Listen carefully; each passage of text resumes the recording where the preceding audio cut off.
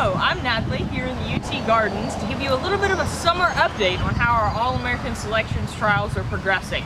We're going to show you some of our tomatoes, some of the cherries getting close to harvest, the beefsteaks are well on their way, and a little bit about what some of those summer herbs look like.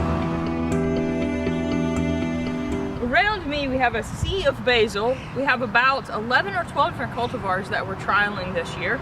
Some of them are All-American Selection comparisons, and some of them are here just because we want a broad range of basil cultivars to evaluate. Some of the things that we're going to be looking at are how long before the plant blooms, what the leaf size is. Right around me here we have a lot of Genovese basil, which would be our most common cooking types of basil, but we also have some smaller, more compact cultivars that are appropriate for containers, even some red and some multi-seed basil. One of our trials that I wanted to specifically point out is called Try Basil. This is actually a multi-seed pellet, which means that there were multiple cultivars of basil in one pelleted seed that was planted. You can see some large leaf Genovese, some red, here we even have a little bit of multicolor.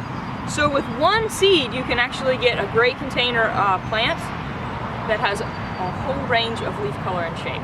A final important characteristic that we'll be looking at is how these basil stand up to disease. We have some cultivars that have resistance to fusarium and some intermediate resistance to downy mildew, which are the two most common diseases that occur in our home garden basil.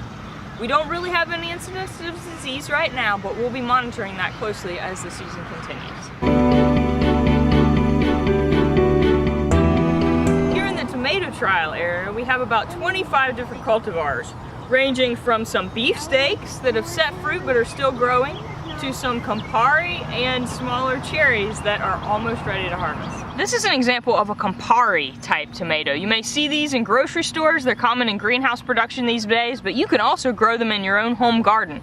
These are just about ready to pick, so they're small, great for salads, and we have several different cultivars here, including Mountain Magic and even some trial cultivars. We also have a range of colored, small fruited tomatoes. Here's an example of a grape yellow or gold tomato. We also have some yellow cherries and even some indigo cherries that we'll have ripe in just a few days.